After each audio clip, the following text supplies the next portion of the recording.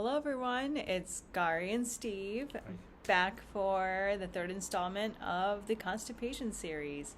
For those of you who don't know me, I am on the other side of the building as Anna and Renee, and I'm in room 2, so you should come visit me.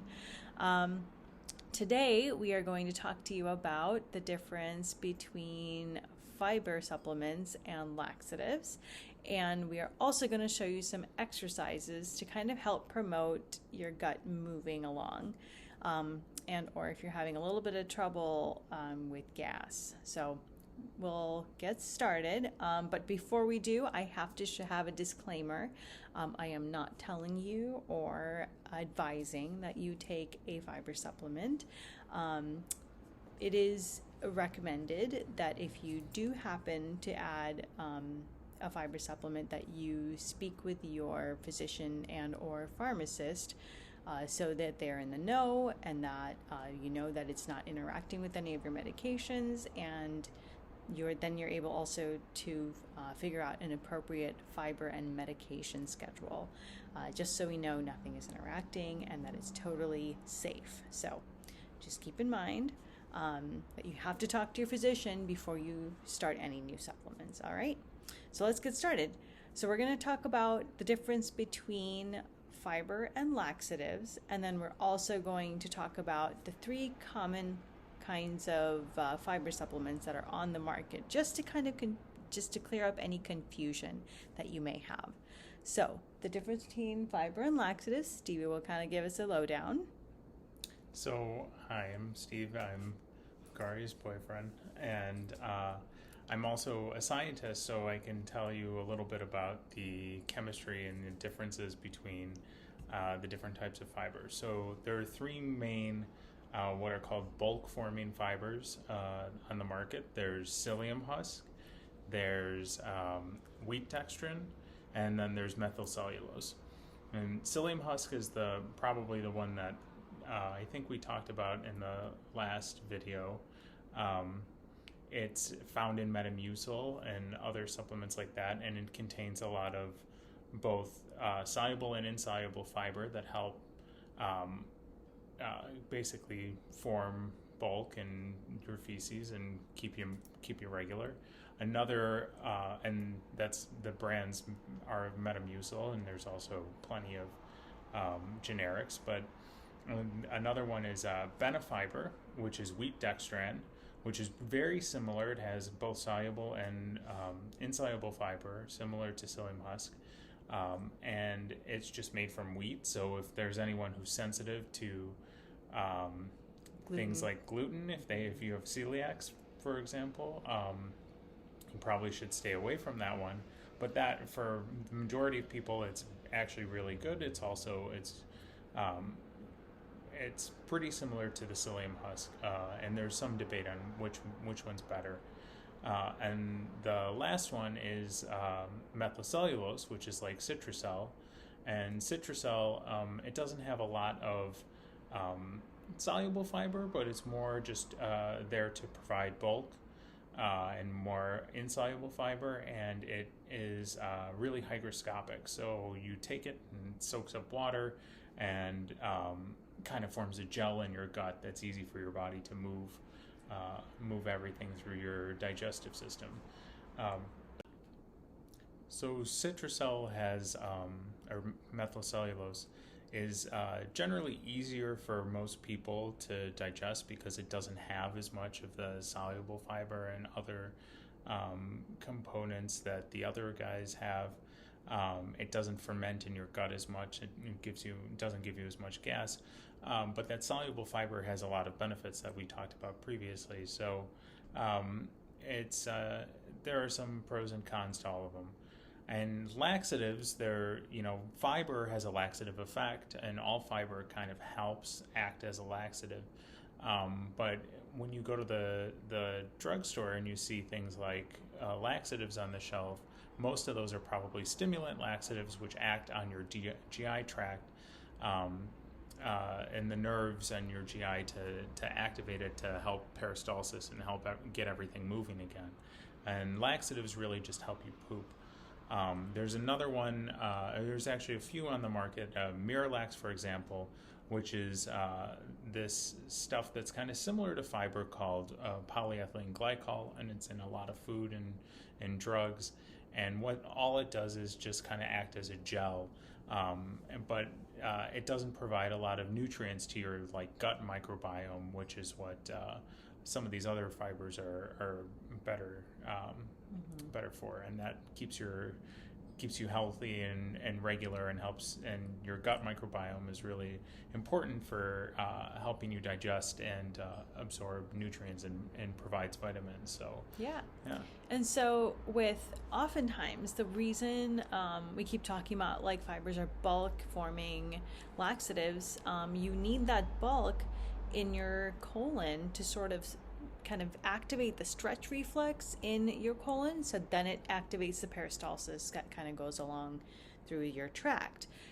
Oftentimes when people will have long-term use of laxatives, the gut doesn't quite move on its own. It kind of waits for that laxative for that, to make its move.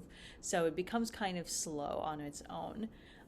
So if you're using laxatives and you're finding that you're needing more and more and more, it's probably because it's waiting for it and it's just used to it. So at that point, it might be a good idea to talk to your doctor about maybe asking some questions about, hey, should I be having a fiber supplement? Should I be adding more fiber to my diet?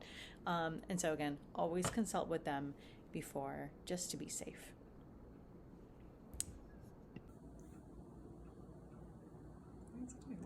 All right, so next I'm going to show you some exercises that we can do, some gentle exercises that we can do to kind of get your belly and your peristalsis kind of flowing.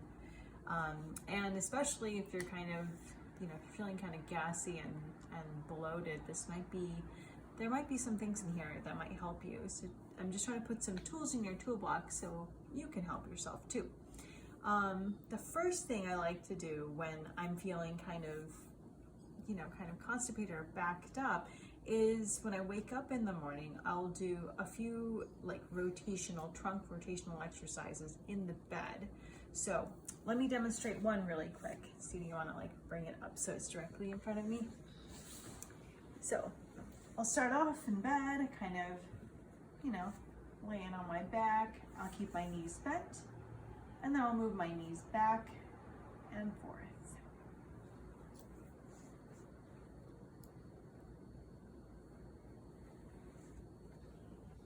Like that. And then what you can also do, so I usually do that about maybe 10 times or so, 10 to 20 times, whatever's comfortable for you.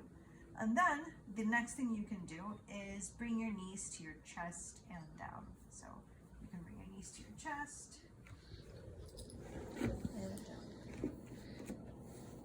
and up, and down, up, and down. There is a pose in yoga called the wind removing pose, which I find really funny, where people will normally start kind of on their backs, and they'll take one leg up and they'll hold it usually for a good 30 seconds or 15 seconds even if you like. And you bring it down, you bring the other leg up, you do the same thing, you bring that knee as close as you can to your belly and breathe. And then bring it down. And then at last, you'll bring both your knees up, do the same thing, bring it close to your body and hug it. And then bring it back down. And that's another thing, another exercise you can do. I usually do it a couple times, maybe 3 times or so. The other exercises that you can add to this repertoire are 2 more yoga poses. Number 1 being the Cobra, which I'll show you. So, Cobra is where you are on your 4s and then you come down and then you extend your torso up and you breathe and you come back down. And so that's Cobra. You can also do child's pose. So you'll come up, Stretch all the way. You can even move your arms over and stretch for your sides. Usually I hold it for about 10 to 15 seconds until I get a good stretch. And then I also like to do cat and cow, which I'm sure if you're my patient, I've definitely suggested this one before. So you'll see me do it real quick. So you're gonna start on all your fours. You're going to exhale, drop your belly, bring your head up, bring your tail up. You're gonna inhale, pretend someone's pulling up from your bra strap, or if you don't wear a bra because you're a male or something, you just pretend someone's pulling up from that rib cage. So inhale,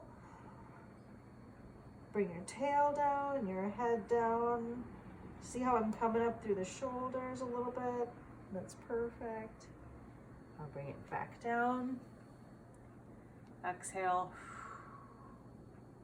And that's a good one too. I usually like to do that one about 10 to 15 times as well.